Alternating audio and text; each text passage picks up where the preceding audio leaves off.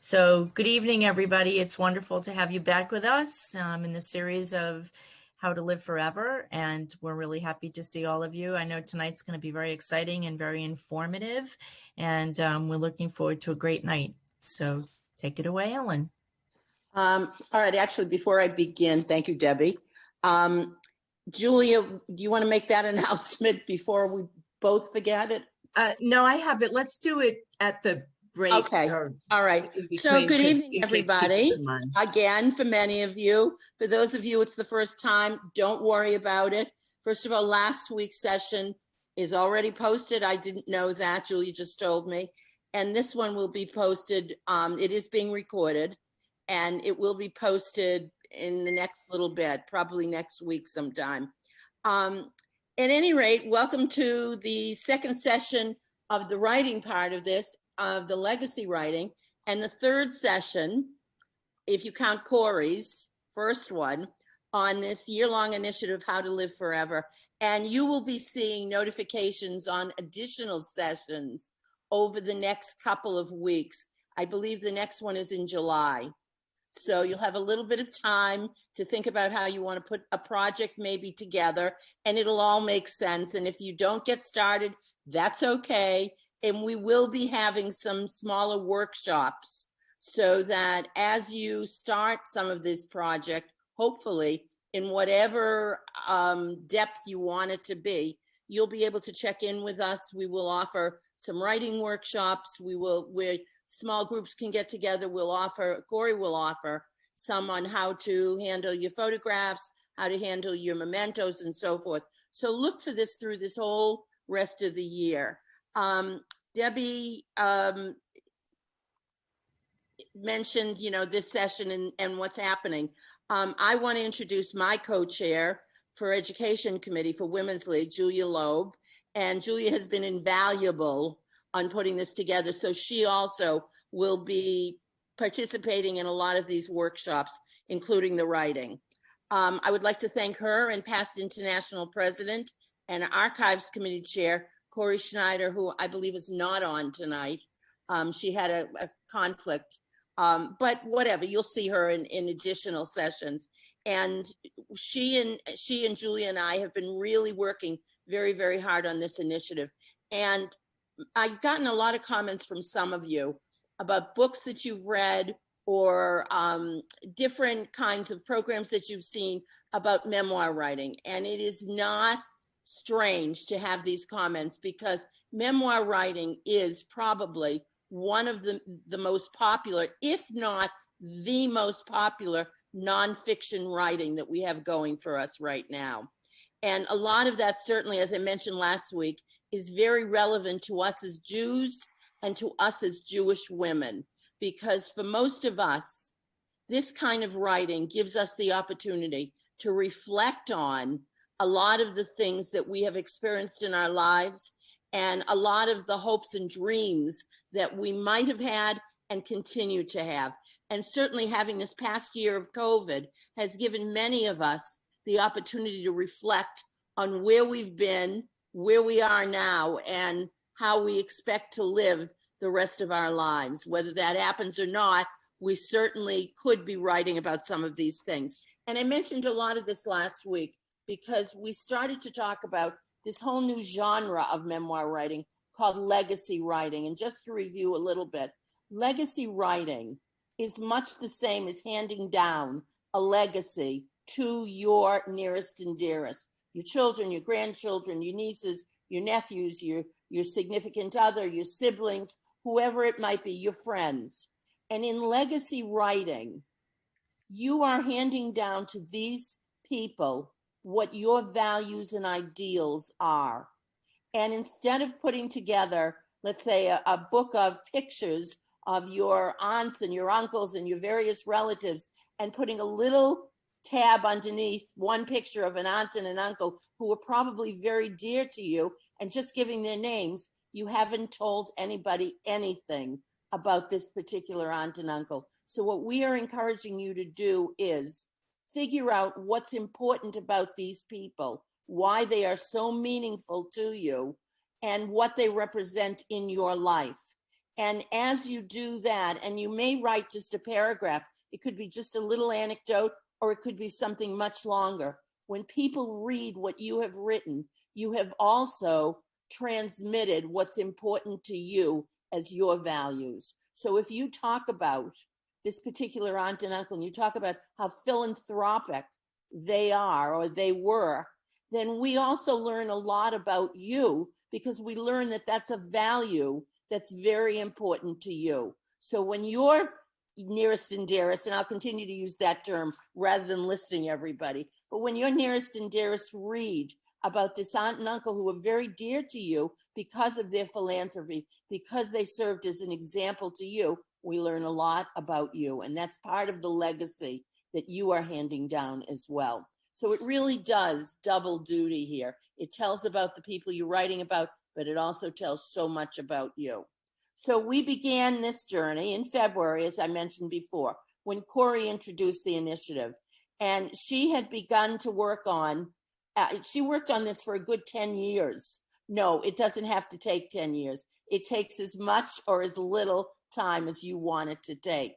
And sometimes it can be worked on for a couple of months or a week or 5 weeks or whatever it is, and put away for a while. And that's not bad. I'm going to free you of the guilt of doing that, because a lot of times when people put it away, they figure, oh, I'll never get back to it. But you may come back at a different time. And what that does is it gives you a little different perspective on what you're doing. And that fits in beautifully with what I want to talk about tonight, which is the writing process. The writing process, unlike when we went to school, is a very elongated kind of process. It involves writing, thinking, reworking something, revising it, coming back to it, revisiting it, putting it away, and writing drafts and drafts. Because what you think about a particular subject or a particular person on today's date is April 27th, can change on April 28th. Because let's say, and you're a very lucky person, and you get $1 million check from one aunt and uncle on April 20th, this is an example, okay? It's nice, but it's an example, on April 27th. And then on April 28th, you get a check for $1 million and an extra $1 on that check. So it's $1,000,001. And that's from another aunt and uncle. Now, you thought on April 27th, this was the only aunt and uncle, the ones that gave you the $1 million check.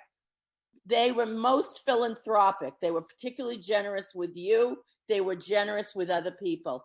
The next aunt and uncle on the next day gave you one that was just $1 bigger, and you might have had some revelation, and I know this is a little far-fetched, but you might have had some revelation. What are they, in competition with each other? And on April 27th, you didn't think that way. But on April 28th, when you got that second check, something changed. So what I'm saying here, it was a strange example, but it shows you that from day to day, your impressions, your ideas, not your values won't change, but what you feel about these various people and what's really significant in your life with regard to these people can certainly change. That's why the writing process is a very, very interesting process. And chances are your children and your grandchildren are learning the writing process, because that's the way writing is taught. When I went to school 150 years ago, and I had planned to go to college as an English major, I didn't have a clue about how to write. I was in a wonderful school system, the one I grew up in, and they prided themselves on sending 100% of the graduating classes to college, but they didn't teach us how to write. And I'm not sure that my teachers knew how to write. They wrote something on paper, but thinking about the logic of the writing is a very different process. All writing is, and I said this last week, is it is thinking on paper.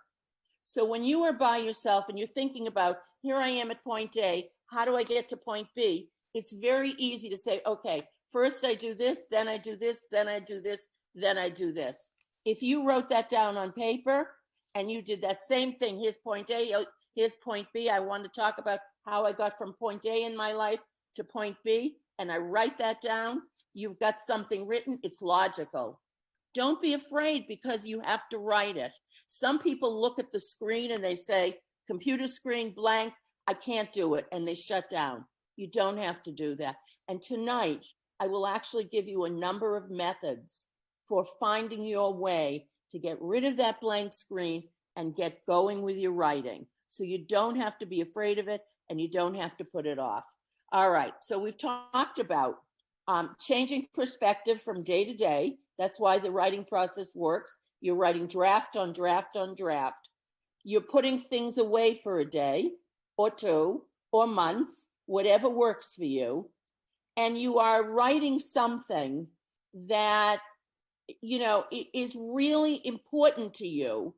So important that you want to share it with others. And you know that you are thinking these things, so you don't have to be afraid to get going. All right, with all that in mind, okay? We've talked about what legacy writing is. We've talked about the writing process. And now what I'd like to do is I'd actually like to begin this with you. All right, so slides, and we've got Ellen, I just want to let people know that I've disabled the chat during this presentation, but we'll stop probably halfway through and then at the end for questions, and then you'll be able to type them in the chat. Just in case anybody's trying now, that's why you can't use the chat. All right, thank you, Julia, because I meant to mention that and you just did, so that helps. All right, so one of the things we talked about last week with legacy writing, all right, we're handing it down. It will have common themes going through it. And what these themes are your values, the things that you want people to know about you. So how do I make this sound exactly right without sounding arrogant, without sounding as if I'm not really sure what my values are? How do I do that? Okay, with this in mind, you'll notice that I started just by asking a question. So one of the things we're going to do here tonight is we're going to ask ourselves a lot of questions. And as we ask ourselves a lot of questions, we will be able to go from draft to draft to draft. Now, I don't want you to think, oh, this is so much work. I'm going to be writing drafts. Does she think I'm in school? No, I don't think you're in school. And in fact, your drafts can be in very light form. They do not have to be something that's typed with margins. The only one looking at these drafts right now is you. You may choose to share those drafts with people in your household or a good friend or at writing workshop or whatever it is that we're talking about, but you're going to be prepared to rethink what you have on paper. As you write the drafts, you can see it says you can discover so much more about your subject or your story with each draft. And this is what is meant by the writing process. This is what your children have learned. Drafting. I get something down on paper. I've decided that this aunt and uncle, these two pairs of aunts and uncles, really are competing with each other. And I thought about that on April 28th. Excuse me. On April 29th, I call a third aunt and say, did they grow up competing with each other? What are they doing? Why are they doing this? Why are they giving me these checks? And each one is outdoing the other. And this third aunt says, yes, they grew up. They were always in competition because whatever the because is. So I go back to my draft and I say, you know what? This is getting more interesting. I'm seeing a different perspective. So I rewrite what I have. I push it a little bit because I've got more to say. I hand it off. I bring it to my writing workshop from Women's League. It's meeting that night. And I say, you know what I did? I found out I have these two pairs of aunts and uncles who are competing with each other. And the two sisters, or the two brothers, or the brother and the sister, whatever the relationship is, have always been in competition with each other. How do you think I should revise that? So somebody in the writing workshop group, because we trust each other, we're all going through this, says, you know what you might do? and they give you a suggestion.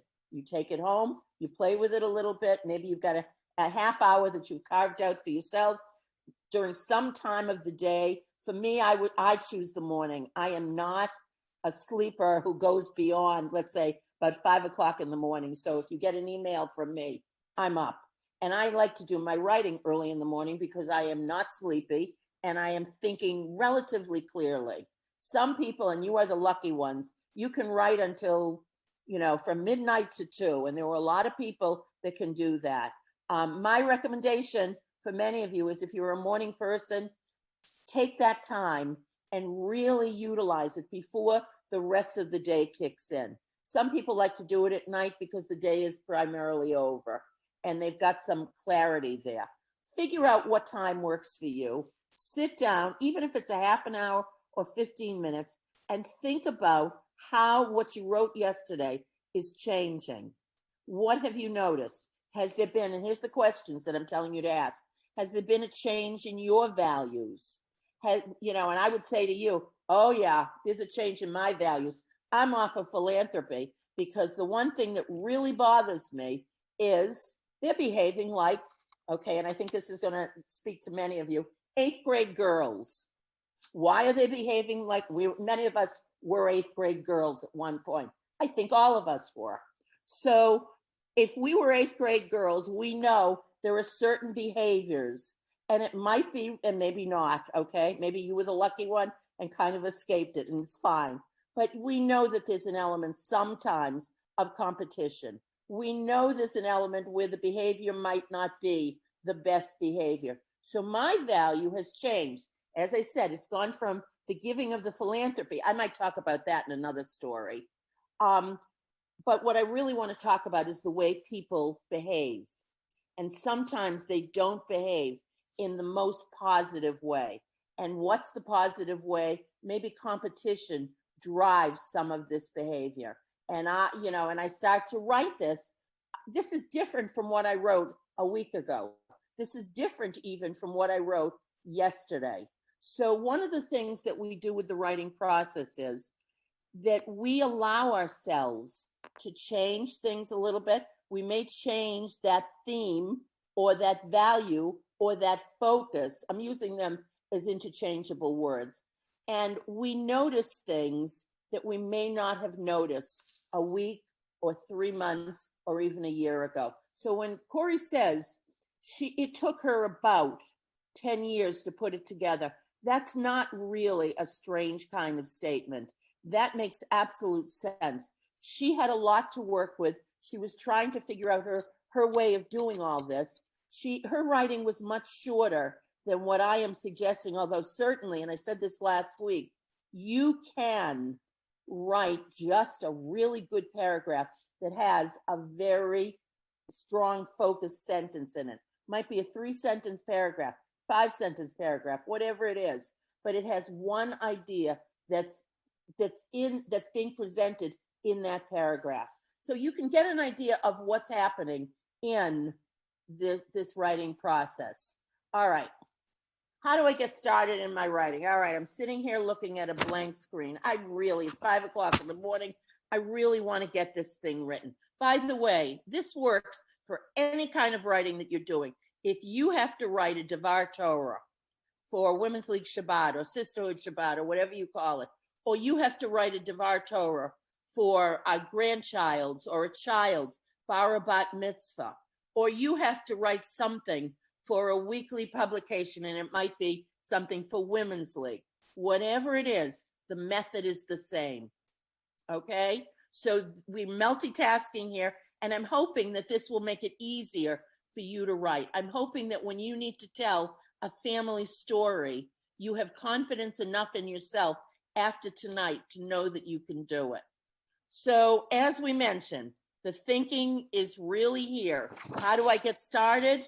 Okay, one of the things that I do is, I'm going to go to the next one. I'm going to think about the concept of pre-writing. So we know from the prefix pre, it means before the writing. Now in past lives, when I went to school, they would say to me, okay, hand in a first draft, it's due on Friday. You might start by doing an outline. how did I know what to put in the outline if I didn't know what I was writing about? Or here, write an essay on Romeo and Juliet. And I didn't really know what I wanted to say about Romeo and Juliet. I had about 12 different ideas percolating through my head. I could do the kitchen sink approach, which is I'll throw everything in and hope that something sticks. That didn't get me any good place. And that should not get you any good place. You really need to narrow it down. So pre-writing enables you to narrow it down. And it also enables you to not sit there and say, "Oi," the dreaded blank screen. So what do? Okay, technique number one for pre-writing is journaling. And most of us know what journaling is. We know that journaling is a therapeutic technique. It is a technique that is often given in hospital settings or in any kind of therapeutic setting in which somebody has to come to terms with something that's potentially very difficult in his or her life. Journaling can be very disorganized. There's no real wrong way to do journaling unless you stop writing. The thing with journaling and the mantra with journaling should always be just keep writing. Don't worry about how it sounds. It can be disorganized. It can also be unfinished, and that's okay. And what unfinished means is that you have started with something, you're not sure where it's going, but you keep writing. You're not sure what your thoughts are, but you just keep writing, okay? And it turns out it's a means to discover what you are actually writing about. And it's a means to discover what the most focused idea, one idea, the overarching idea will be in your first draft writing. What is it that you need to, want to, must prove?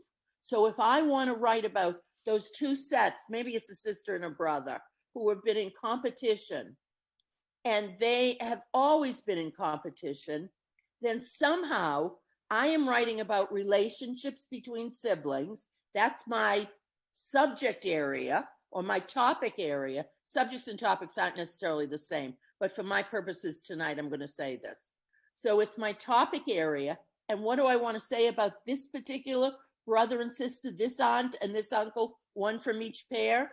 They were always in competition. Now I have to maybe do a little interviewing, figure out why, look at some examples, and come to some realization that will serve as my focused idea in either a paragraph or a much longer piece of writing or my thesis.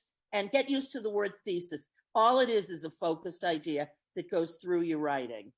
All right, so what materials will I need for journaling? Well, one thing is you need something in which to write. And I always say you can do this on a computer, you can do this in a notebook. I like notebooks. I've always liked notebooks because it's easy to put away, it's easy to pull out, it's very quick. You certainly can do this in any of your, technological kinds of machinery, whatever you want to do it on, whatever works for you. But the operative rules here, and you can see I keep repeating it, just write. Start wherever you want and what you have to say.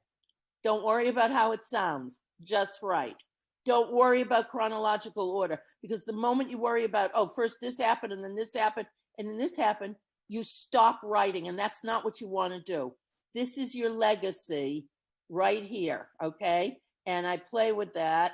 I pond it. This is your legacy right here. This is your legacy right here. Journaling is a starting point for fleshing out ideas. That's all journaling is.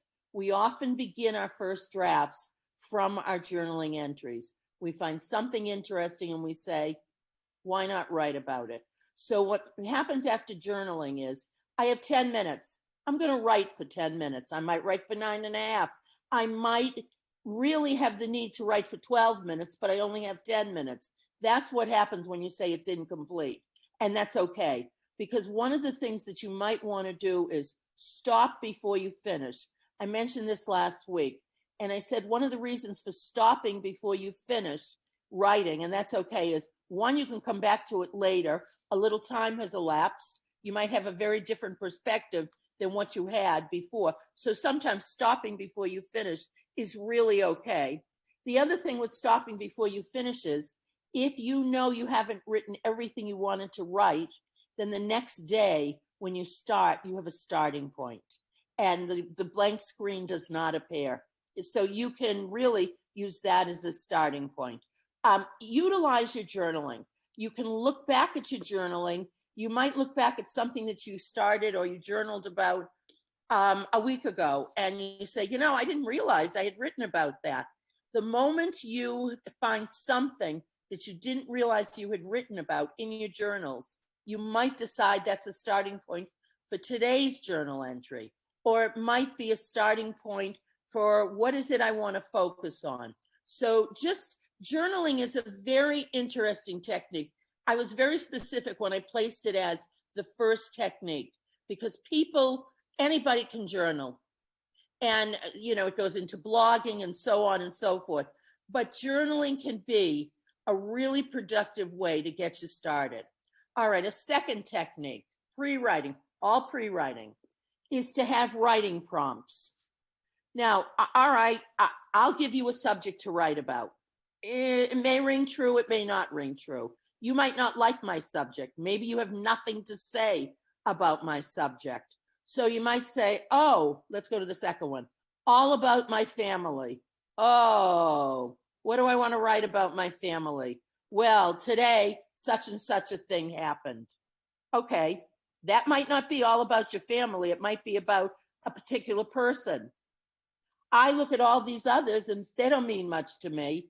But today, I had such and such a kind of day, whatever it is, fill in the blank. Or I had an experience with somebody in my family. Maybe it was very good, maybe it wasn't very good. And you might start writing about that. So a writing prompt is a little trickier, because you can have some writing prompts, and I will send you a list of writing prompts just to utilize. And you may look and say, I don't want to use for a list, but I would like to write on this. That's fine. You can create your own writing prompts. And you can look at some of these things like forks in the road.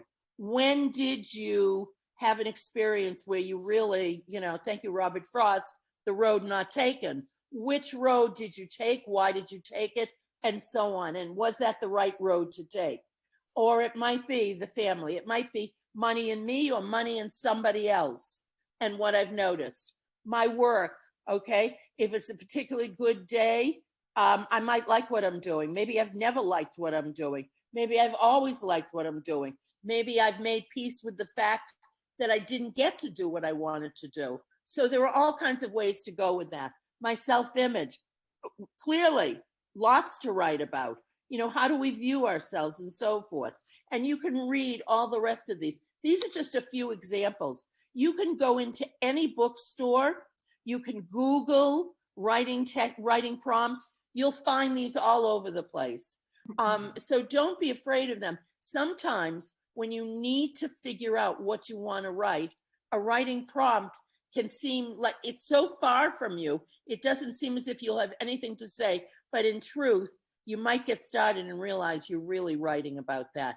Now, my favorite is probably a legacy letter from me. And I think if I were putting together a booklet or some kind of project like Corey had been talking about, and if you didn't hear Corey, you might go and listen to the recording of her session. I know she did it over the weekend for the PSW conference, and it was very, very well received.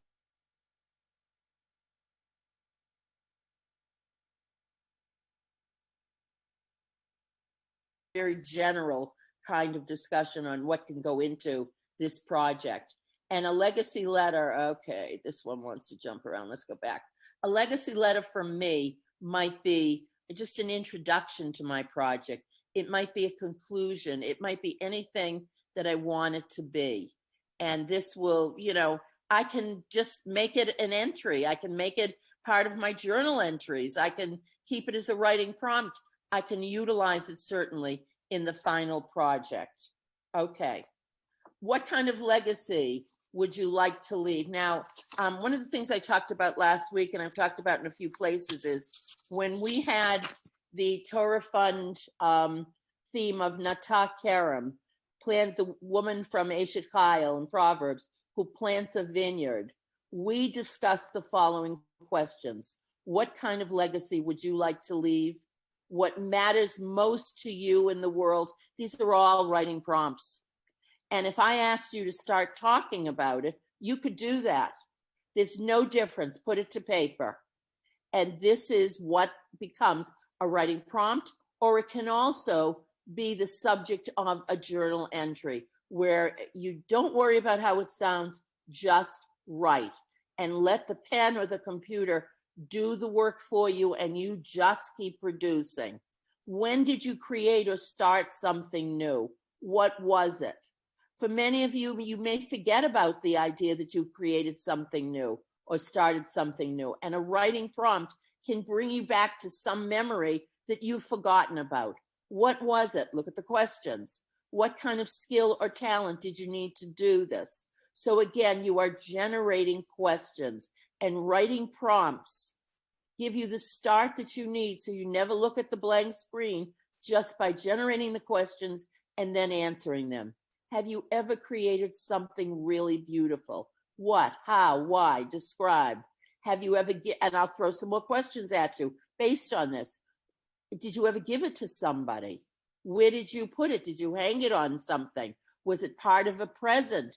How was it received? Maybe there's a story there. So you have all kinds of ways in which you can proceed with a writing prompt.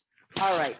Now, there's another term that's used with writing prompts, and that's the concept of free writing. Free writing is also journaling. You are just writing. So choose a writing prompt, or choose something about which to write if you're journal writing that piques your interest and appeals to you emotionally. It's all emotional. And that's why this kind of writing also, which depends solely on memories, has a lot to do, and I mentioned this last week, with the 5 senses. So if there's an image that's part of this writing prompt, get in there and really describe it. That also helps you to write about something that's meaningful. What did that look like? What did you see when you looked at this image? What did you hear or smell or taste, or how did it feel to you? So even just starting with an image that's meaningful, and that might be the beginning of a writing prompt, it might be the beginning of a journal entry, both of which are very similar to each other, and begin to write. And I'm saying the same thing over and over again because it's really meaningful. Don't worry about how it sounds or whether it's organized or even if it makes sense. And it might not, just write. Use this prompt and any others that relate to it on this list as the basis of one of the writings of your memoir. If you find that you're journaling or you're writing prompts, both of which are considered free writing, that's all, it's just another name for the same thing, give you a subject area, a topic about which to write, and you actually start to notice something that's meaningful about this topic area, give yourself a little list. You know what? I think I should write on this, and start writing. Don't worry about what else you're going to put in the booklet. You have it. You've made a start here. Don't lose your momentum and really get yourself going. There are other questions you could ask yourself with writing prompts. What's your earliest memory? About whom is that memory? Is it a good memory or a bad one? What's your first memory? And I don't have a slide for this, so just listen. What's your happiest or saddest childhood memory? What event in your childhood had the most impact on your life as an adult? What's your first memory about school? Your most favorite or upsetting memory about school? Was learning to read and write a struggle for you? Who was your favorite teacher? I mean, this kind of thing appears on favorite teachers all the time on Facebook. I was up in the middle of the night, of course, and at about 4 o'clock this morning, I was reading on one of the local websites for the town in which I grew up, who was your favorite teacher? And there were 185 entries. Everybody had something to say, And I went, oh yeah, I had forgotten about such and such a teacher. So writing prompts appear all over the place. And if you even see something on Facebook, it's okay. You're allowed to use something like that as a particular writing prompt. A few more, and you'll get copies of this after these sessions. What moments in your life made you feel most loved? Which one of your parents are you most like, if you can answer that? What was one of the happiest events in life? Who do you wish you could see again? What have you done that you never thought you would do? What was the greatest challenge of your life so far? We all have the ability to come up with writing prompts. Let's see, a few other things. These are only suggestions. You can write about anything that you want, and there's nothing wrong with it. This is pre-writing technique number 3, brainstorming. This is the most common one. This was the first, really and truly, this was the first of the pre-writing techniques that people identified. Everybody could brainstorm. And it took a while for many to figure out what brainstorming was. And for most of us, we'd always been doing it. Make a list of something that occurs to you. If I asked you, what were your earliest memories? And I put it in the plural. So create a list of images related to the various memories that you have. Study your list. What do these images suggest to you? What larger ideas are starting to emerge from these smaller brainstorming images? Okay, if I asked you to brainstorm a list of what you like about Women's League, you might have 12 different things on that list. And now you're thinking, you know, I might write about my experiences in my sisterhood or in Women's League or in some aspect or activity of that. And maybe I want to write one memoir type writing about my experiences in one particular event or activity that I never thought I could do. Maybe it's the first time you read from the Torah at a particular service in one of the conventions or whatever. Or maybe it's the first time that you put on tzitzit. Or maybe, you know, and found the 4 together on your talit. Or maybe it was the first time you wrote a Devar Torah, or whatever it is, okay? You know, whatever. And when I said tzitzit, I meant talit. Maybe it was the first time you put on a talit. You know, any one of these could be the subject of a memoir or a legacy type writing. And this is meaningful, and your values would, of course, be conveyed in this. All right, a 4th technique. Now, this one's a little trickier. It can often be used as the first technique if nothing is coming out of your mind. This is what's called mapping. And if you were to take a piece of paper, okay, and you were to just draw out, and when I say draw out, no words and very stick figure form, okay, you don't have to be an artist for this. Draw a map of pictures of 8 to 12, it could be 7, it could be 14. I don't think I would put much more than 13 or 14. Basically 8 to 12 key moments in your life. No words, but you can put in the year or the month, day, and year if you want for chronology. Draw a little stick figure picture. Okay, I was 17 when I went to college, and here's the year I went to college. And so I draw a building, and I write, you know, I write the year, and maybe I put something in front of that building that conveys that it was college. Maybe I put a book down right next to the building. That's one moment, key moment in my life. Maybe you want to talk about when you had a child or became a parent or whatever it was. Maybe it's when you, I don't know, you lost somebody significant in your life. It can be anything that you want. You, as I said, you don't have to be an artist, but some symbolic rendering of a key moment in your life with just the dates. Then you're to draw a road, or you can just draw a line that connects your pictures in chronological order. There's no particular place on the paper where you want to put these pictures. you might say, okay, I was particularly happy, and you start to put it up towards the top. Maybe you want to organize it that way. You don't even have to organize it. Just place it somewhere on the paper. And then once you do that, pick a couple, maybe 3, 4, 5 of them that are really meaningful events, and start thinking about the memories that you have of this particular event. And take another piece of paper, and this is why some of these techniques are multi-techniques. You combine them. And you might start with webbing, but in truth, not webbing, sorry, mapping, I'm confusing myself. You start with this kind of mapping, and you might bring in brainstorming and say, all right, next to the picture of when you went to college, and you might start to write down some phrases. You know, I felt very young. I felt a little unprepared, not academically necessarily, but maybe socially. I felt really strange that I did this, you know, right away, or I had to do this. So I start brainstorming a list. So now I've got pre-writing technique number 4, a life map, which just has pictures. I've pulled a couple of those events.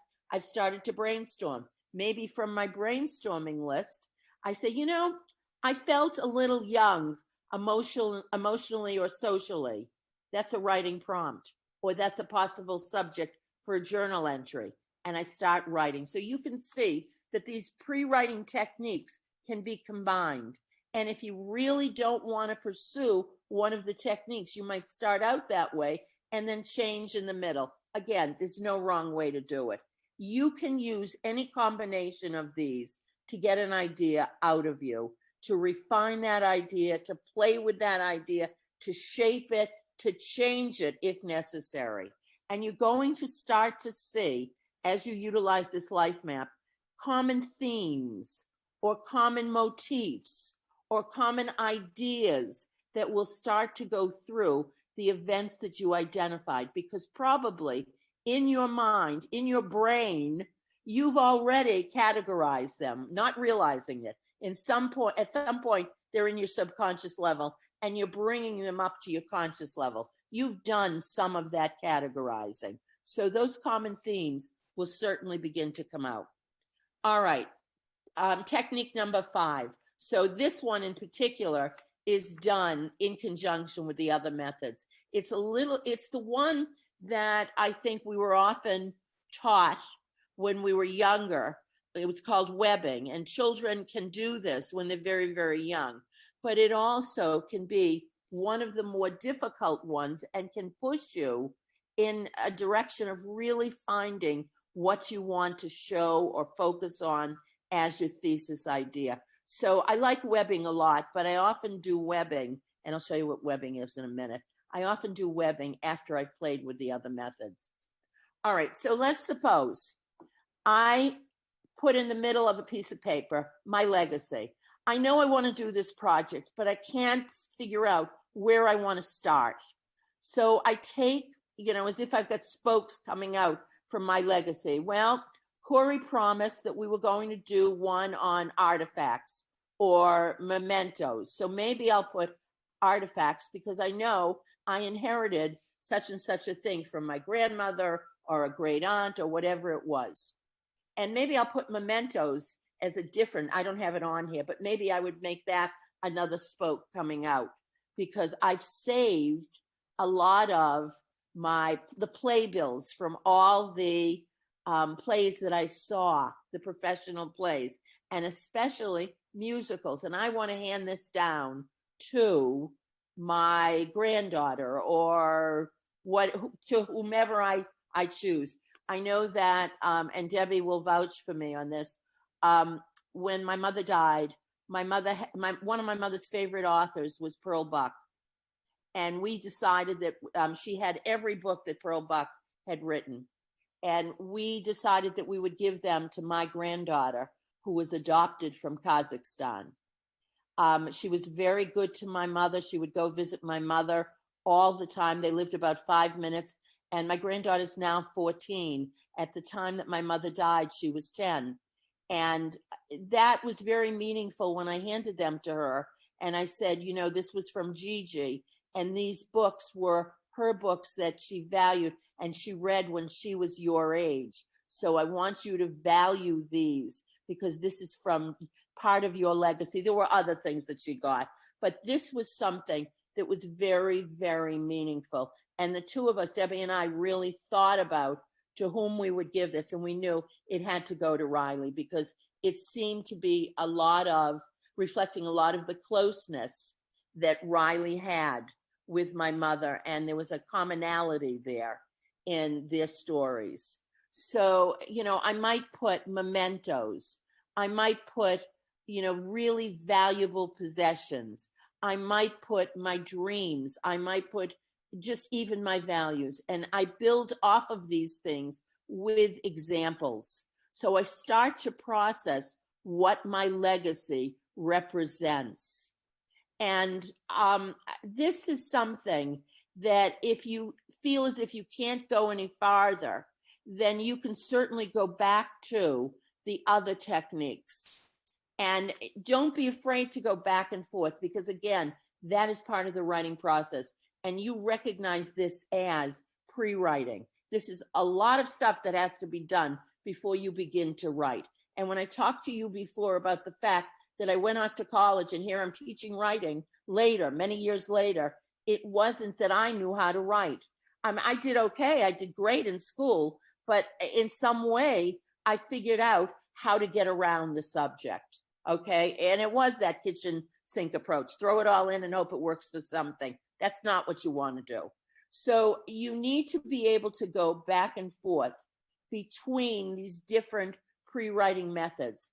And one will work better for you than another. And sometimes three will work even better because you're trying it from different ways. And by the time, I promise you, by the time you get through with these pre-writing methods, you will have a sense of where you want to start, whether it's a family story that's of value to you. And you can see on this particular web, you've got stories. What stories do we want to tell? And, you know, some of these things are very precious and you want to make sure that they go down in your legacy writing. Okay. So we've got mapping, brainstorming, webbing, journaling, writing from prompts. They're all there to do. Decide, and they help us to decide on our writing topics. What do I want to write about? Now, the next thing that they will help you to do is they will help you to limit in scope, perspective, and point of view. Who's going to tell this story? Will it be from my point of view? So there'll be a lot of eyes in it. Will it be first person or will it be about a person? And that would be third person. And what we tend to do with a third person narrator is to do something that's called a third person omniscient narrator. And a third person omniscient narrator, the word omniscient is all knowing. We tend to use it when we talk about God.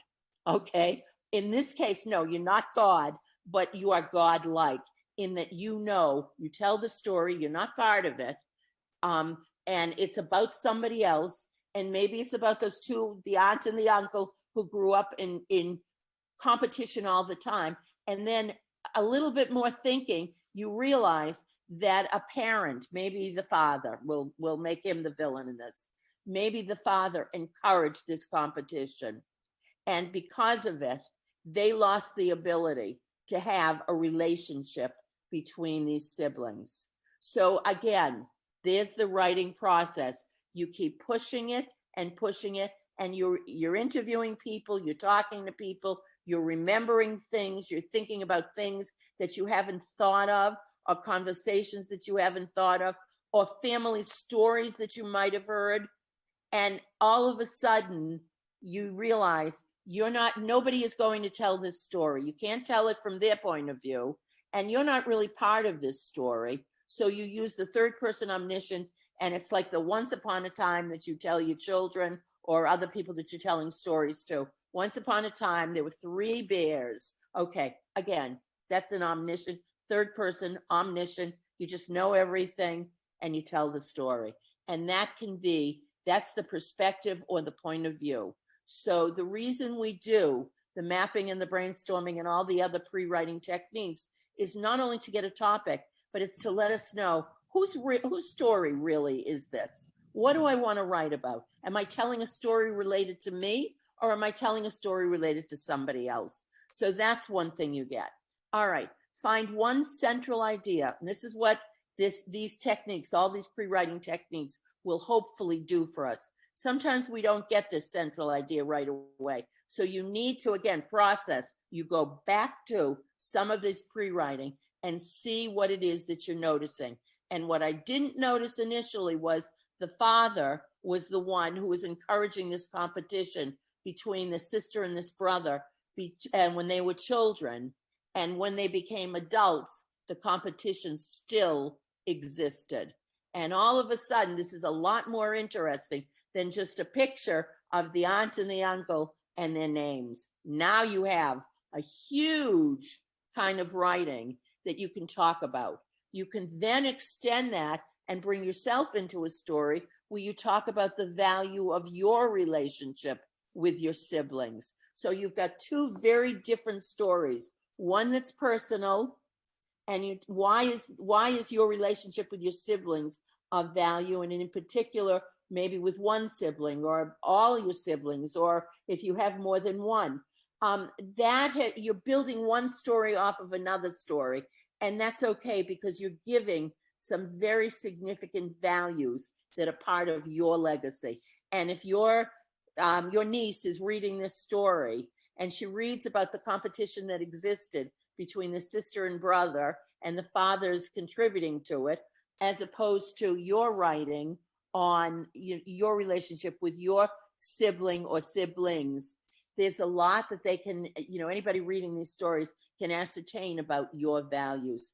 And this is part of your legacy, hence the term legacy writing. Okay.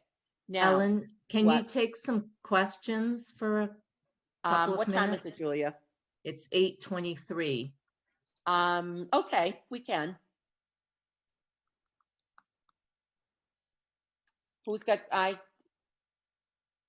we have to go to the chat. You want to just give me the questions? Julia, you're muted. If you have a question, the chat is back on, so you can just type it back in there. Okay. Oh, wait. Can I ask a question? Just because I don't know how to use my husband's phone. A minute. Okay. I came in an hour late because he had it all screwed up. So from Chicago time, because of my husband, I have to use his phone. So this is all recorded. I just want to check. Right, and you will get a copy of these slides. Okay. All right, thank you. You're I welcome. won't interrupt again. Bye, thank you. Anybody else? I have a place to stop for questions a little farther on. All right, so let's wait then. If you want, we'll be able to have questions pretty soon. I just want to go a few more slides. Is that okay? Julia? Yep. All right. So with that in mind, we do this, okay? And it says we do our pre-writing, our 5 techniques or variations on theme, as a way of, hold on, I want to get this off of here. Okay. As a way of figuring out, what we're going to write about. So from here, what you might do is you might actually do a free writing. Once you've kind of determined your topic and what you want to prove about that topic, I might actually either go to a journal writing or formalize it a little bit and do what we call real free writing, where you're sitting down and you go from, it says if we are really thoughtful, from pre-writing and then free writing, writing about it, it's sort of a pre-first draft, we should notice something very specific and interesting with regard to our topic. And this is your possible focus idea, your possible thesis. And then we have to ask ourselves, will this interesting idea about our topic give us a lot to prove or show? If our answer is yes, we found a solid thesis and we are ready to write our first draft.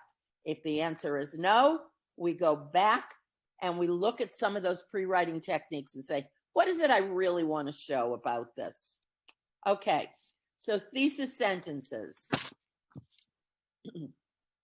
All right, and we said what's significant or important to prove about our topic. This is the thesis. The thesis sentence is often at the beginning, but not always. In memoir writing in particular, what I've noticed is that the thesis sentence can appear at the end. You know, it can appear in the middle. It can appear at the beginning. In an essay, generally, it's at the beginning. Because what an essay is you're trying very specifically to prove something. In personal narrative writing, which is what this is, or memoir writing, you're trying to show something, but because it is human, it's related to human nature, or it's related to the human experience, which is a little more fluid. The thesis sentence, the focused idea, does not always appear at the beginning. You don't want to spill it necessarily at the beginning. You may want to build up to it. So it doesn't always come at the beginning. Now, what are some of the questions that a thesis might answer? Remember, I said ask questions, ask lots of questions. What's the single most interesting thing you've noticed about a particular person or thing or place? Okay, I noticed that aunt and that uncle from two different couples, they were really competitive. That was a starting point. What is the one reason for that behavior? I interviewed a few people. We talked about interviewing last week. I asked, a couple of people told me some different things. I thought about my own memories. I played with it a little bit and I worked at it and I had something with this. So here's an example. Okay, this is another aunt. Okay, all made up. Aunt Lucy was financially generous in every situation, except for ones involving her mother's Alzheimer's care. This was easy for Lucy to do since she had never resolved the fact that her mother had beaten her routinely throughout her childhood. Whoa, there's a lot here. She was very generous financially, except for things related to her mother's care and Alzheimer's in particular. Well, if you think about what Alzheimer's does, it was easy to see where this was headed. This was easy for Lucy to do since she'd never resolved the fact, and she remembered while her mother did not remember. Her mother had beaten her routinely throughout her childhood. So we talked a little bit last week about sometimes why people write. And one of the things on that list was revenge writing. All right, is Lucy looking for revenge? I don't know, but it's interesting and it is not insignificant, or it is double negative. It is definitely significant that it has to do with her mother's care and in particular, the mother's Alzheimer's care. So we have something here where the thesis sentence is actually not the first sentence. It's the second sentence. Why is it that Lucy would never pay for her mother's Alzheimer's care? Because her mother had beaten her routinely. And that was the one fact that Lucy could not forget. And her mother, ironically, probably did not remember. So there's a lot there to write. And you can also see you're not involved in this, although we certainly get a sense of your values, because you are writing as that third person omniscient narrator. You're telling the story. This is not about you. Okay? Now, we can get another thesis if we ask some questions. How does Aunt Lucy affect me? Oh, now it's going to be a different memoir writing. She paid my way through college. How meaningful was that generosity to me? Oh, it was very. I was not going to go to college unless Aunt Lucy paid. Then why did she refuse to pay for her mother's care? I don't know. Was it because she was beaten? Possibly. So I might decide I want to write on that. But she was generous to everyone else, especially me. Why not her mother? You know, this bothers me. And I'm writing all these little things. This bothers me that she left out her mother. How could she not contribute to her mother's care? So what I don't realize at the time I'm answering these questions is her mother had been beating her and abused her. Oh my God, there's the OMG.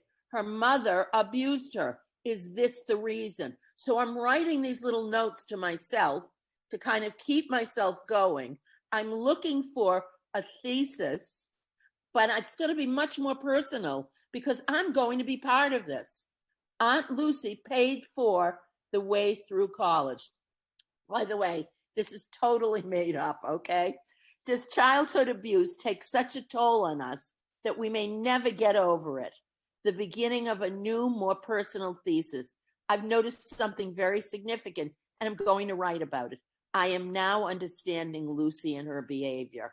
So when you write about it, and you write that Aunt Lucy paid your way through college, and it's a much more personal kind of writing, then you will be part of this. And your thesis will reflect that kind of personal writing. Okay, continuing on, just so you get a sense of this. And one thing you want to do in this writing is always maintain your focus. If your focus is the power of childhood physical abuse or emotional abuse or sexual abuse or whatever the kind of abuse is, then that's the focused idea. That's your thesis. That's what you're going to prove through your writing. And the power of what you're writing about is so much stronger because you have this idea. You are not forgetting this idea.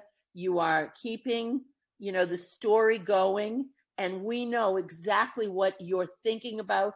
And you are proving this one idea. It is not the kitchen sink approach. Okay? It is one focused idea of significance or importance. And chat is now open. Okay, there we go. So if you really and truly, I've given you a lot here, and I don't want you to think this writing is a burden. It's much easier to do once you do it a few times, and then it's second nature. And this is what people use a lot of times for legacy writing, because they begin to deal with very difficult topics. And when you read, and they don't have to be horrible, they don't have to be bad things, they can be happy things. How do you put a value on happiness? What do you need to say about happiness? Well, it might be that you make your own happiness. Certainly we saw a lot of things like that over, on things like Facebook or other places like that during this past year. How do you get to be happy when you're in the kind of situation? Where do you find happiness? Questions being asked. So it does not have to be something difficult. And last week I said to you, not everything is something about which you want to write, but there are things that impact you, or things that you see, or things that you want to write about, or you need to write about. Okay, so if you have any questions about pre-writing techniques, finding a topic, finding a thesis, not facing that blank screen, legacy writing in general, and we'll discuss first draft, and it's much quicker. This is 2/3 of the way through these slides. This is where the heavy duty work is right at the beginning. So we will discuss drafts and so forth. I really want you to feel empowered about writing. All right, Julia, are there any questions? I can't see the chat. Well, I just want to announce that the next session that we'll be doing is January 22nd. I'm sorry, July 22nd, not January, July 22nd at 7:30. And that's going to be dealing with all those pictures and documents. Do you have a basement overflowing with family photos and documents? And that will be with the archives director of the Federation of Greater Detroit, and she'll share tips and tricks to help you organize and preserve your family's historic documents and photographs like a pro. So July 22nd. And one message: how do you leave out one abusive parent without discussing it? I said this last week. You can decide, first of all, who's going to be reading this. If your children are reading it and they know already, then this can be something, and Corey had said this also, you can give this to your children if they know. If you're giving this to the larger family and they don't know, and you don't really want to get into it, then you may decide, first of all, you can do this one of two ways. You can leave it out altogether, or you can give sanitized copies of whatever it is you're writing. You can omit certain writings in things for other people. And, you know, it becomes complicated. It's up to you. If you want to write something for your own personal writing, and it's not going any farther than that, then I would suggest you keep a journal and put it in your journal. Okay. Let me come off of this. Let me stop sharing here so I can look at you. I think, you know, this has got to be, you have to be comfortable with this. So if the writing is going to start family feuds, not the good kind, but you know, this is, you might not want to put it in. If you need to, if you want to, if it's driving you to do it, then this is where you do it. And again, you may give it just to a very selective group. So I'm sorry, that's not a better answer, but that's all I can think. I think you have to be willing to say, okay, I can handle this or I can't handle this. if And you then can't handle it, you don't. related a little bit about how to incorporate family facts that you find out through social media into our writings or subjects for the writing. I would check number one to find out if they're truly facts and if they've really happened, because social media is not always your friend. I think I would do probably a little bit of interviewing and just ensure that they are, this is really truthful and valid. You have to be very careful with this because it's very easy to get sucked into something that may not be true. And then that starts other areas. So, you know, I don't know. Again, the audience, you have to consider the audience. If this is specifically for your immediate family, then your audience is different from the outliers. So, you know, you can see where you are on that. Okay. Is it bad to think of events as making a movie? No, Are not you producing necessarily. the events? Cindy, I'm answering this question. I could see that you asked it. I think that helps you sometimes to get the memories. And, you know, you look at them as a movie, you know, it gets the, all the five senses, and it really helps you to generate it. You're on, do you have more to add to it? I don't know whether, Cindy, I see you. Unmute yourself. Okay, got it. New.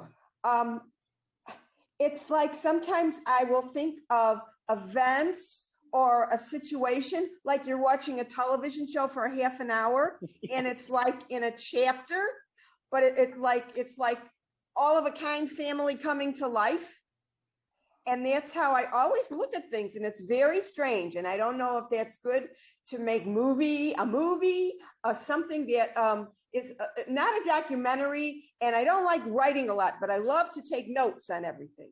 So okay, I think, Cindy, truly, and I want to, you know, kind of watch the time, but I think that when you try some of these pre-writing techniques, you'll find yourself not going in sort of that one-dimensional way. Yeah. Okay. Try some of them. I think it'll help you. All right, Julia, any more? Are we? I know, just a comment from Marion that just keep writing. Don't worry about the grammar, the spelling, just, Right. you know, Good. don't Thank you. backspace over your incorrect, you know, typos. Just get it down and keep writing. All right. I am going to go back to this. Let's see if we can do this. There we go. All right. So thank you for those questions. Let's keep going. Okay, so now we're going to go to the first draft, to the final draft, and maybe the 18 drafts in between. No, just kidding. But you'll do parts of drafts. I don't want to scare anybody. Okay, so use those pre-writing techniques. And, you know, 2/3 of my slides were on pre-writing techniques, because what happens is once you have a focus, the rest of it just falls into place. It's amazing. You found the thesis, this focus, you gather your examples to support your thesis, you put them in order. And last week we talked a little bit about order, and I want to go over that. There are 3 major kinds of order. And I said, when you're describing, last week I said, if you want to describe a place that gave you a lot of comfort, and maybe it was your bedroom or a tree house or whatever it was, you want to use what's called spatial order, where you go from, you describe everything and the things in this particular place that, you might go from left to right or right to left or top to bottom, bottom to top, from near to far, looking at it in the distance, what do you see? From far to near, as long as there's an order. So I'm not saying, okay, I'm going to describe my childhood bedroom and I describe something that's up in the left corner, and then I describe something that's on the floor, and then I come back to the middle of the left wall, and then I describe something that's in the closet. I'm all over the place. So spatial order really says that when I have something physical that I want to describe, it might be a memory of some particular place, then I go in a logical order and, clockwise, counterclockwise, pick an order and, describe it in a way that makes sense and use words that work with it. Another order is importance order, and you always go from least important to most important. The reason is, if you've got examples of, what childhood abuse does to children, then build up. You want to build up in the power of that, and you want to save the most important effect of childhood abuse on a child as a child or as an adult or whatever it is, but you go in least important or least significant or least noticeable, whatever you want to say, to most noticeable, most apparent, and so forth. And the third order is chronological, and that's the most common. But the problem with chronological, and Cindy, that's why I want to get you off of chronological a little bit, is it tends to be a list. Well, first this happened, then this happened, then this happened. And it's potentially very dull to read. So in order to really get this thing going, you might want to look at it differently. I'm not saying you can't use chronological order, because sometimes that's the only order that works in the telling of a story, but really work to make it very interesting. And that's where the memories and the senses come into play. Okay, so once you have all that down, you've got your examples, you played with it a little bit, you're pretty sure about what you're writing, you're pretty sure what you're trying to prove, you write the first draft. Okay, this is the most important suggestion I'm going to give you. Read it aloud. I read something today in another meeting, a session this morning, and I cannot tell you how many times I read that thing aloud, because every time I read it, and it took me a number of hours and over a couple of days in addition to write it. Each time I sat down to write it, I realized that I didn't like the way it sounded. And the only way that I knew that the parts that I didn't really like was to hear them. And this is something most of us tend to read with our eyes, and we sometimes mouth the words, but we don't hear them.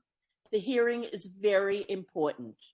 Read what you have written aloud, and boy, it's humbling, because you hear things that just logically don't make sense. You went from one thing to another and you say, whoa, wait a minute, I'm forgetting something. So the moment you realize you've forgotten something, to make whatever it is that you've written meaningful and making sense, write yourself a little note, include this, or how do I get from this to this? Whatever it is that I'm missing, fill it in. And then you might even give it to somebody else to read. Revise is the second most important thing I want to work with you on. You are not editing. Editing is not the same thing as revising. Revising is what you are doing. All editing is in the last 5, 10, 15 minutes, that's correcting spelling, that's correcting grammar, that's correcting capitalization. That is not revision. Please do not use these two words interchangeably. What you are doing with writing technique is revising. And what revising is does this thing make sense? Where doesn't it make sense? How do I fix that? Have I stayed on topic? In other words, I want to talk about the effects of childhood abuse as I saw it with my aunt, okay, this imaginary aunt, whoever she is. And I realized that I went totally off topic and started talking about some other aspect of the situation that doesn't really relate. So I have to remove that. I play with it. I write some more, and I've got another draft. That's why I said to you, it's much more than a first draft and a final draft. Again, 150 years ago, that's the way it was taught. And sometimes there was only one draft, which is an artificial writing situation at best. So you revise, you fix it up. Do I have enough examples? What examples might I include? This is constantly looking at, okay? Even the word revise, okay? Again and again, you are looking. There's the VIS sitting right in the middle of it. Vision. You are looking at it again and again, and you are fixing it up, not capitalization, not punctuation. That's for later. Right now, you are looking at it for sense. Did you prove it? And so on. Okay? So, all right, I went over these 3 orders with you, and you'll get this slide. So, think about it. And there are other orders out there. I mean, you'll find the way that naturally works for you. But those are 3 basic ones. All right, the revision process. You've decided on the topic, you've done your pre-writing, you found your thesis, you wrote a draft, you attempted revision, you didn't, actually, I needed a few more arrows here. And I after I revised and I rewrote it, I gave it to somebody to read, I read it aloud. I think it's okay, I'm not sure. So I gave it to I don't know, whoever, somebody else in my writing workshop group to read. And they say, you know what? You weren't even talking about what you wanted to talk about in the first half. I get it back. I rewrite some more. I do the next draft. I hand it on. And that's what writing workshops do. That's what the writing process does. You're constantly looking at it. And eventually you have to hand it in, or you have to put it in the booklet, or you have to deliver the Devar Torah, or whatever it is. But you have made all kinds of efforts with this, and you are constantly revising. So it's really nailing down what you're trying to say. And I said, get an outside reader. And this is what's called peer review. It's right here. Someone else can tell you where you might have a confusing or an undeveloped or underdeveloped idea, both of them. Once another person has done this peer review, go back and fix your draft and rewrite as necessary. This may take many drafts and many times of reading aloud and reviewing to see if your writing proves your thesis and makes sense. For those of you who asked about talking about things that are difficult, for example, abuse, you may read through something, and that's why peer review works beautifully. You may read through something and not realize that whatever you've written will have some far-reaching ramifications.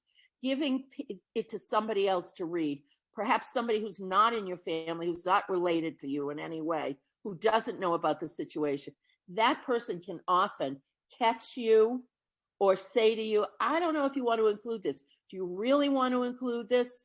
Look at the possibilities and the way somebody may take this in your family. So peer review can also help you to kind of say, I don't really need to include this, or maybe I'll include this, or maybe I'll say it this way. So this is what you do. You go back, fix up what you need to do. You don't have to rewrite necessarily a whole draft if you've got just isolated sections. But in my language, I would say, okay, that's another draft, just to make the point that it's not just a first draft and a second draft.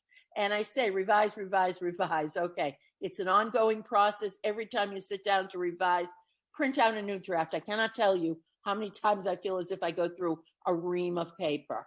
I like to work off of a new printout of whatever it is I'm writing, because I can see it more clearly. I read it aloud. It's much easier to see and hear how something sounds, for better or for worse, when you do this. So having the clean copy, having it, reading it aloud, giving it to somebody else. Don't say edit. This is revising. And here it is. Have I said what I wanted to say in the way I want to say it? And again, editing is correcting all these things. It's a very tiny part of this. You are revising. So some of the things that you're looking at with revising, what ideas need smoothing out? Have I said things clearly? Am I going to start a huge family fight? Okay. Am I contradicting myself? I might be, and that's where I need to fix it. Have I chosen the best words? We don't want to rely on the same words all the time, but we want to get the best words, the words that really get those subtleties of what we might be saying. Have I stayed focused on one significant idea all the way through? And if I haven't done this, then I must go back and fix those weak areas. This is one that really relates to when you're doing a Devar Torah. What's the one idea that I am trying to prove? And if you find that you are bringing in another idea, you are either going to write a separate piece of writing, another piece of writing, or you're going to remove that second, less important idea. Okay. And again, the last one, this is not editing, learn the difference. It makes your writing so much more fluent if you revise. And I'm giving you every hint that I have. And you don't have to be afraid of writing. Your brain does this very naturally. It's just not putting it on paper for you. This is your job. Okay. And, finishing touches. Okay. My favorite question. Have I revised enough, or am I naturally lazy? Well, there are moments that I might feel very lazy. That's not the moment to try your revision. Try it when you have a clear head, where you're not emotionally a mess, okay? Where you're tired. Don't do revision then. You can't possibly do it right. Okay, final draft. After revising, making the corrections, the rewrites, continue to add, delete, fix, smooth out the writing. You've done all the revision. You've developed any ideas, the outline.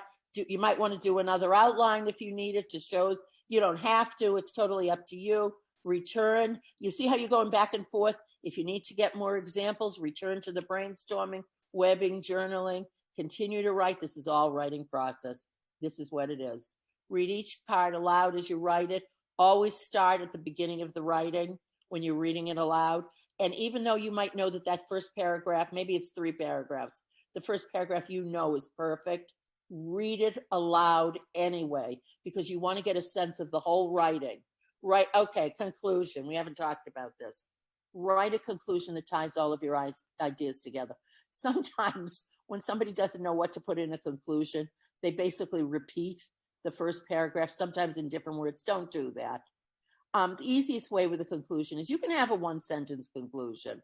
Your conclusion should not repeat your thesis, nor should it bring in new information. But the easiest way to approach a conclusion of anything is, if you had a real aha moment with it, or it's changed something significant in your life, but it's not anything that's a totally new idea, or bring people up to date where you are with it right now. I think that a conclusion is, you can get, if it's been a light kind of writing or a humorous kind of writing, you can go with it as you wish. I mentioned a piece of writing, and some of you were on this in the Makom B'Yachad this morning, and it was a somewhat intense writing, and it was about somebody who had passed on, and we in that group we know the significance of a sentence that she had said, and we together said that sentence. Now, I could have said that sentence by myself and it would have been a conclusion, but I changed it up a little bit because it was a group that knew her very well. And this was something that she said all the time. So your conclusion can be some way that just ties it together and gives respect wherever you need respect. This is not the time to get snarky, to use the slang that the kids know. This is not the time to get nasty or anything else. Tie it together. Don't bring in anything new at this point, though. And proofread, here's the editing. Okay, for those of you who love editing, it is, notice my bold, it's only done at the end. Revision is done continuously, right up to and through the end of the paper. You should constantly be striving to see if you have shown what you wanted to show in a logical and clear way, okay, without, upsetting yourself and so on. This actually relates to Corey, but I think it relates a little bit to the writing. The bottom thing I wrote on the page, think of titles. You should have a title.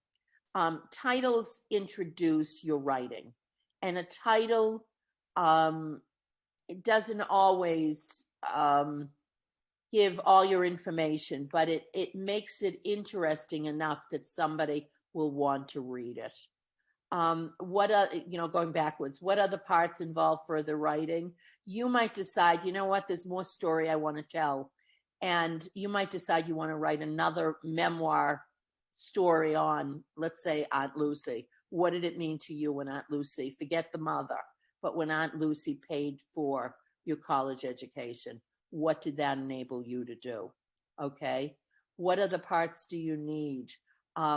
Maybe you want to put in some additional pictures. Maybe you want to write about a memento. So if you've got a story to tell, but you don't have a picture to go with it, and you would like to get a picture, that's a time that you want to make sure you can get a picture. If not, get a picture in a different way, draw it, get somebody else to draw it, do whatever you need to do, and figure out how you want to handle your pictures.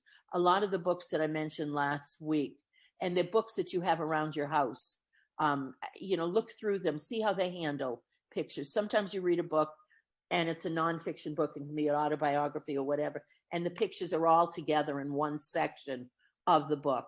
You might decide you want to do it that way, or you want to do it with the stories next to the pictures. But stories are very important. Okay, we are approaching the end. And I know I'm at an hour and a half here, and many of you are tired. Okay, avoid sarcasm. These are pitfalls. Pitfalls. Don't use humor to insult others. Okay, don't get snarky. Oh, my favorite, always show. Use description. Don't just tell, show. Don't use your crutch words, the words you rely on all the time. My two favorites, amazing and awesome. That's what you hear from the kids. Please, no, okay? Limit your sentences to one idea at a time. Don't overload them, okay? It's okay to have a short sentence, but if you start having all short sentences, combine a couple. Don't overuse exclamation points. That's my problem. I use 3 exclamation points at a time, but I would not put it in this writing. That's my Facebook writing. Don't overuse cliches. It should say cliched. That should be a D there. Cliched expression. Just say what's on your mind, okay? In other words, using all those lovely little expressions, the Aesop's fables kinds of expressions at the end, the morals.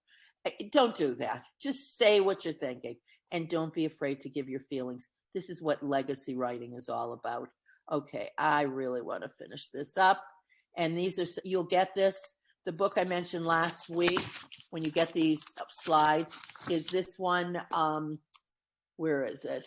Campbell and Svensson, Writing Your Legacy. And as I said, I found this one quite accidentally, and it has everything you want to know about writing. It has everything you want to know about legacy writing. These were some others that I had. And writing workshops, we'll be doing this. I mentioned this, and this would be us. Okay. So any questions, last minute questions before we end? Julia, anybody coming up? I just put the chat back on, so it might Okay. take people a minute to type it in. All right.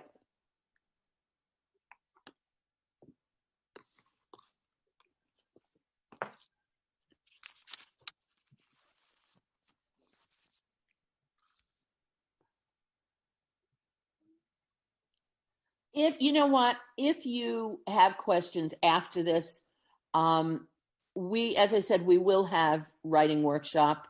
You certainly can email either one of us. You definitely, Julia and I can both. Julia knows this slide presentation. If I went off the edge of the world, Julia could have done the same job on this, because she's a wonderful writer. So feel free to write to either one of us. Okay. Julia, can you put mine on there? I just did. Oh, thank you. All right. And do not be afraid. You do not have to write 18 drafts. A draft can be a partial. I call it a draft, even if I change just one paragraph, just because it's different, okay? And we will probably repeat parts of this, and Corey, I know, is repeating a lot of hers every so often, okay? So, thank you all. We're here to help you.